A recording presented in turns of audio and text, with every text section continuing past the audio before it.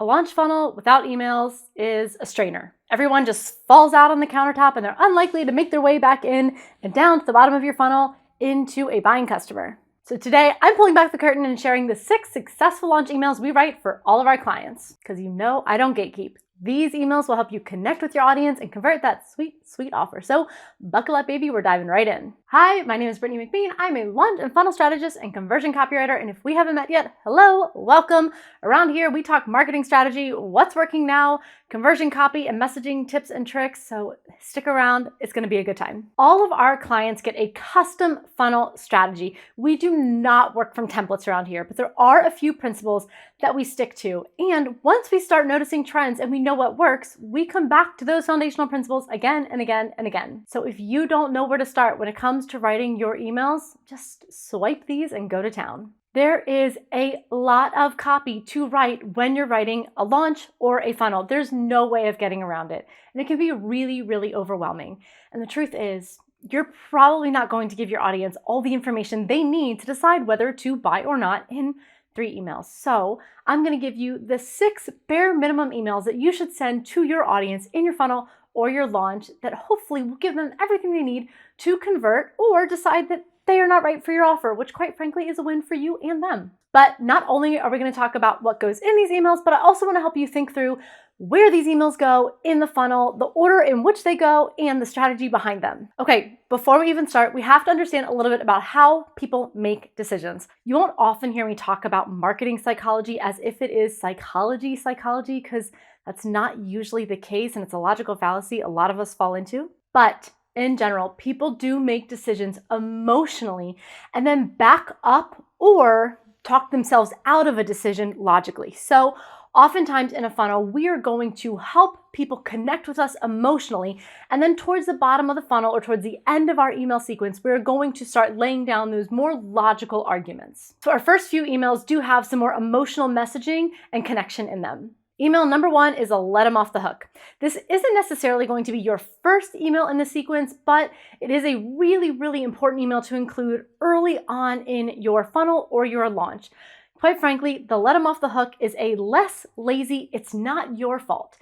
It's not your fault. It's very lazy copy. Please do not write that in your copy. That's not going to connect or feel genuine or honest to anyone. They're just not going to believe you. But the let them off the hook email feels like a warm hug from grandma. It is your way of letting your reader know that their previous struggle or their current struggle as it relates to the problem that you solve with your solution or your product is not inherently their fault.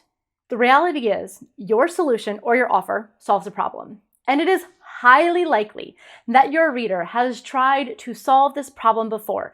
They have tried at least one, if not a lot, of solutions. Freed, paid, DIY, Google, made up in their head. They have tried solutions that have let them down. And here's the thing. There is probably a narrative in their head that it is their fault. Because guess what?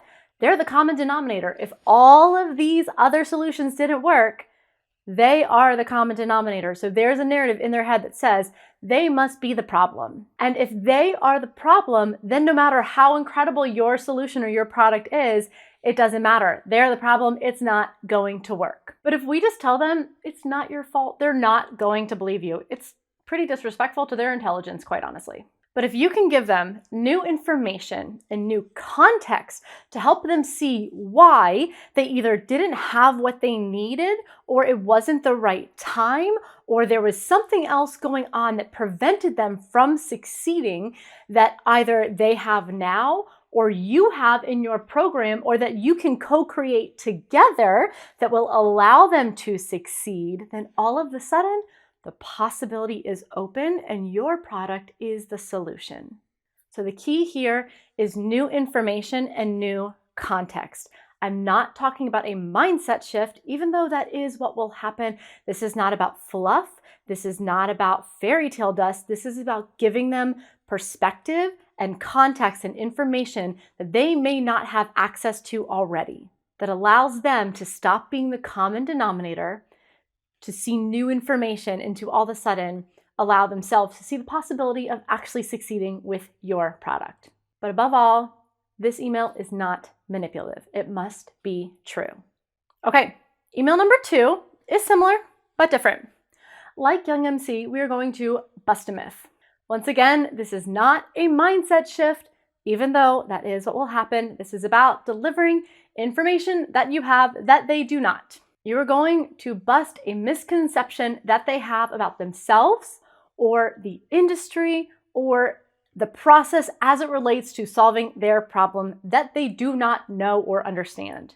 Basically, slip on some rose-colored glasses that just happen to be true and watch their perspective transform. So rather than reframing the narrative of this is my fault, we're reframing the narrative of I can't do this. There's a bit of a difference.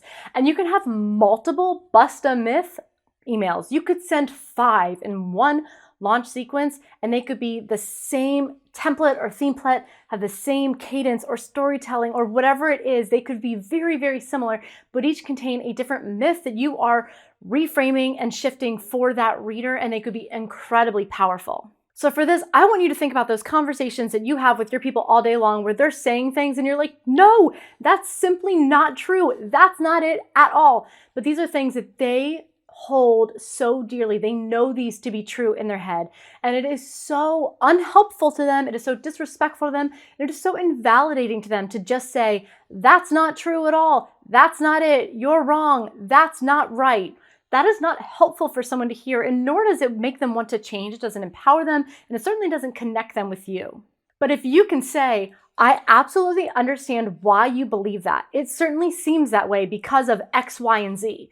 But what you may not know, what you may not see, what you may not understand, or what somebody is hiding from you, conspiracy theories are great. It's great to blame a system. If you can band together against a system, if you can have shared conspiracy theories and shared values and shared belief, all of a sudden you're together, right?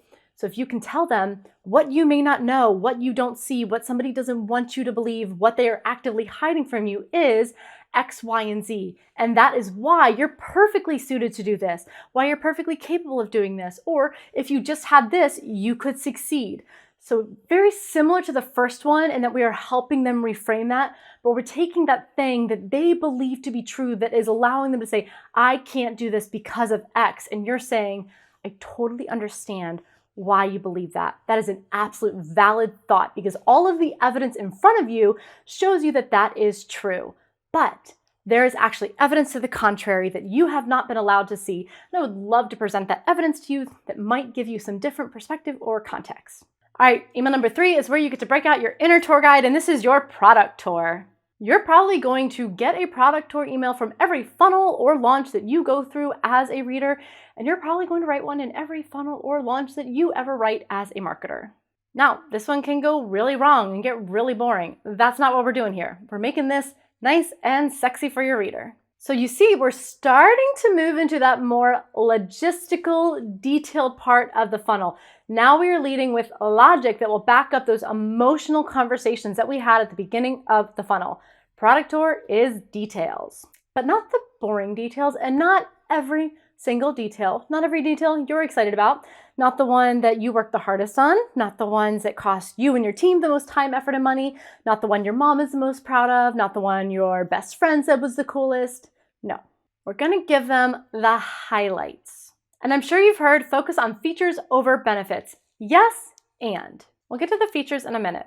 But your job is to find out what really matters to your audience. You've got to turn on your social listening and find out what they're looking for. What are they struggling with the most? What are they really, really needing? What features do you have inside your offer that solves those problems? Highlight those. And rather than running down all the features, take a little mini sales page for every module. And you can just write, you'll receive training on X, Y, and Z so that you can X, Y, and Z. That one sentence will go so far, so that you can. That's all you've got to do to explain that training or that module, and all of a sudden, that massive paragraph just became one sentence. So what you're looking to do in this product tour is to very clearly outline the experience that your student will have inside your program or product. If it is DIY, make sure they understand that and highlight the benefits of DIYing and going at your own pace. If there's support inside of that, make sure they understand exactly what that experience in the moment, slice of life, will look like and feel like. If there is no training, it's all coaching, make sure they understand that, okay? You want to make sure they understand what it feels like. Explain what the feature is and the benefit of it, using that so that you can copy, and list only the most exciting features to them. Give them just the highlights, just the drive-by. It's an email. Keep it tight and snappy. You can go through the details in the sales page. And do not list 8 modules, 16 hours of trainings. Do not put a number next to it. That feels overwhelming. It's not exciting. It doesn't add anything to the reader.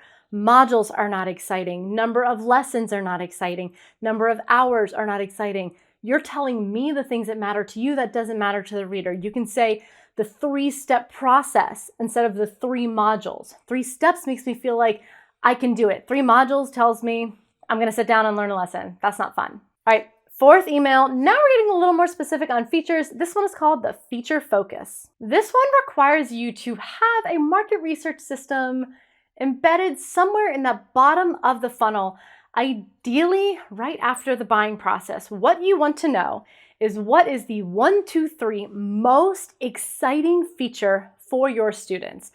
What you're looking for is the minimum viable win, the thing inside your program that people, the second they get the login, the second they buy, whatever it is that they want to jump to first, the thing they want to go to first is likely going to be a template, a spreadsheet, something they can swipe and use ASAP. Minimum viable win. What feature are they most excited to use the second they join? The best way to do this is to have an onboarding survey and to have the question, now that you're a part of name of your program, what's the first thing you're going to dive into? And then what you're going to do is you're going to turn right back around and you're going to write an email saying, when you join this, the first thing you're going to do is you're going to jump in this. And with this, you're going to be able to do X, Y, and Z. And you're going to name that minimum viable win, because guess what? The bigger the promise, the scarier it seems. But the smaller the first step, the more exciting and attainable that win is. And then you're just going to use some social proof to back it up. You're going to name that feature. You're going to describe that feature. And you're going to describe the transformation that they can get within minutes, hours, days, weeks of joining through that feature with some social proof to back it up. And then of course in the email, you can just go a little bit further into it. And after that, then you can go to X. And then you maybe just like one step further, just one. Don't jump me a year ahead. Don't jump me 6 months ahead.